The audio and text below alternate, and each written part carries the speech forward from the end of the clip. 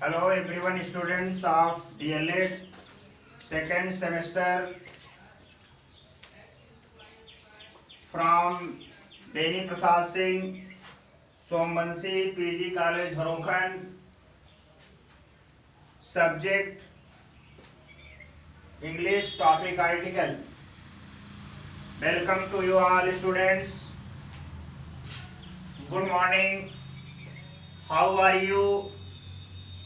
Your study is going on or not? Now next video I shall discuss article. My dear students, so far as it is concerned, जहाँ तक article का सवाल है, मैं पिछले video में जितना लेक्चर दिया गया था उसी के आगे डिस्कस करेंगे। आर्टिकल में हम डेफिनेट आर्टिकल का प्रयोग कर रहे थे। यूज ऑफ डेफिनेट आर्टिकल में नेक्स्ट रोल पर डिस्कस करेंगे। क्या करेंगे कि रोल नंबर नेक्स्ट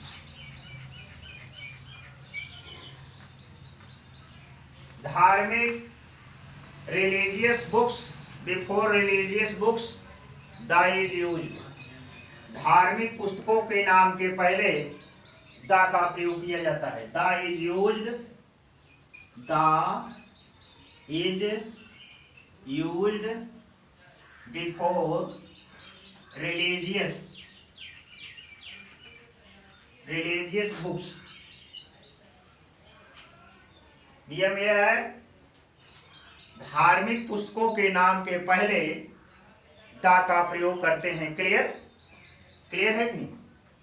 आगे देखिए, जैसे द रामायण,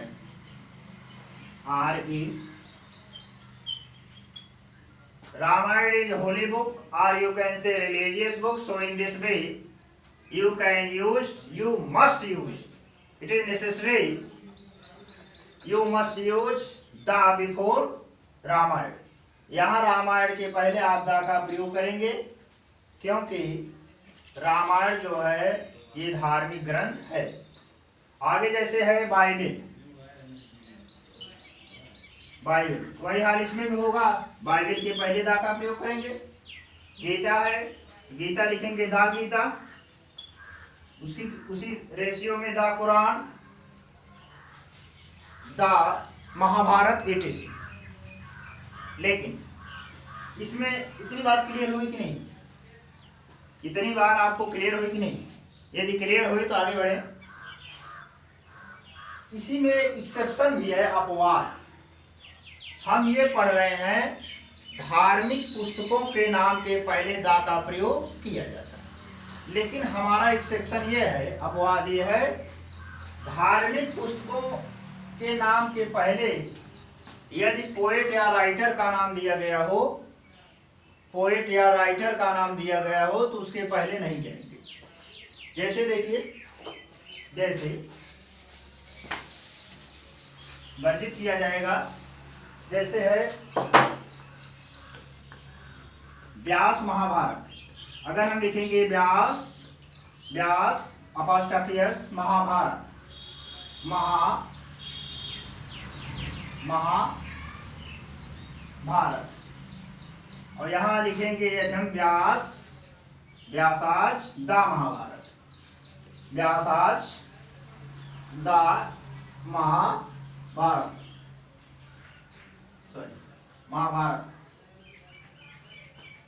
व्यासाज महाभारत, व्यासाज द महाभारत। यहाँ पर ये महाभारत ग्रंथ है, व्यास जी के द्वारा लिखा हुआ, ये भी ग्रंथ है व्यास जी, लेकिन यहाँ पर महाभारत जिसको कंपोज किया है उसका नाम दिया गया है, इसलिए ये सेंटेंस गलत हो जाएगा, ये सही हो जाएगा।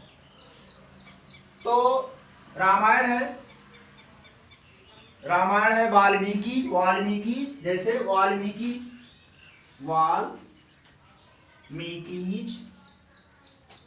द रामायण, रामायण। वियर वाल्मीकि's रामायण। देखिए इन दोनों सेंटेंसेस में ये रॉन्ग है। क्यों रॉन्ग है? क्योंकि रामायण को वाल्मीकि ने कंपोज किया है और इसलिए इसके पहले आप आर्टिकल दा का प्रयोग नहीं कर सकते, ये आर्टिकल का प्रयोग नहीं कर सकते। क्लियर? तो Valmiki Ramayana is correct but Valmiki the Ramayana is not correct.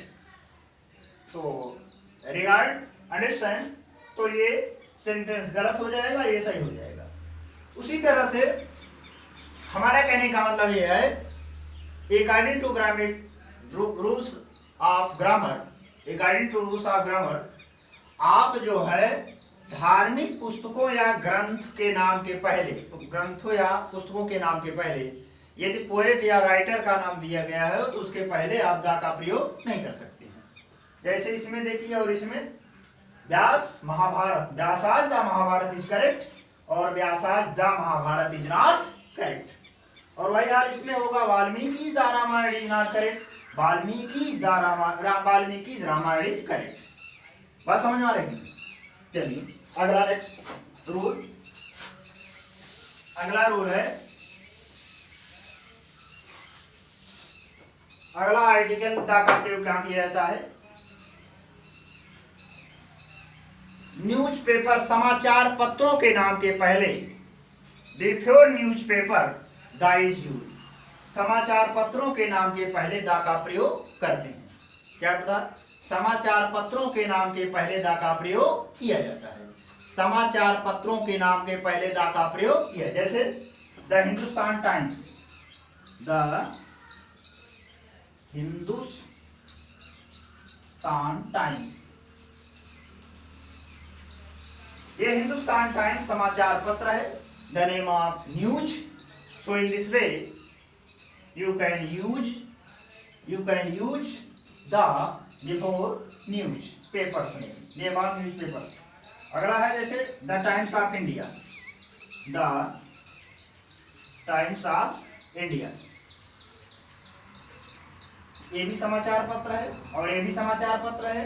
अंग्रेजी समाचार पत्र का नाम है, ये भी हिंदुस्तान टाइम्स अंग्रेजी समाचार पत्र है, अर्थात समाचार पत्र का नाम है, इसलिए हम इसके पहले किस आर्टिकल का प्रयोग किए हैं? दा का प्रयोग किए। क्लियर हुई?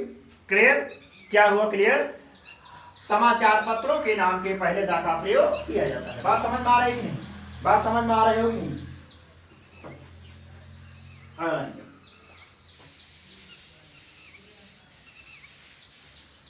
दा is used before historical place, name of historical, the is used before historical place, ऐतिहासिक घटनाओं के पहले, historical events, the is used before historical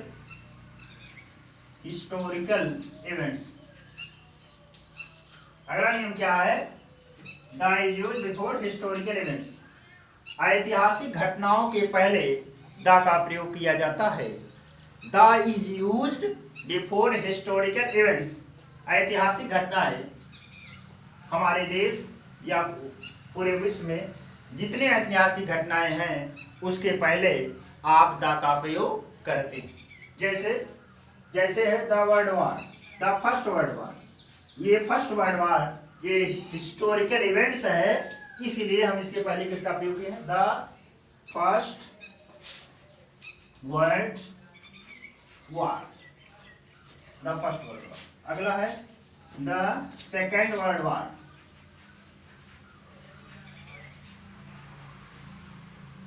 और द फ्रेंच रेवोल्यूशन, फ्रांस की क्रांति, French revolution, the French revolution, ये है ऐतिहासिक घटनाएं हैं, इसलिए हम इसके पहले इनका प्रयोग करते हैं। और देखिए जैसे इंडिपेंडेंस डे, स्वतंत्रता दिवस, ऐतिहासिक घटना है, हिस्टोरिकल इवेंट्स है, इसलिए हम इनके पहले किसका प्रयोग करते हैं? दा का प्रयोग। बात समझ में आ रही कि नहीं आप लोगों को?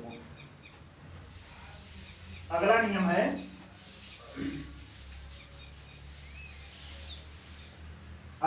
है, यदि प्रॉपर नाउन का प्रयोग कॉमन नाउन के रूप में किया गया हो, if proper noun is used as common noun, so you can use the before it.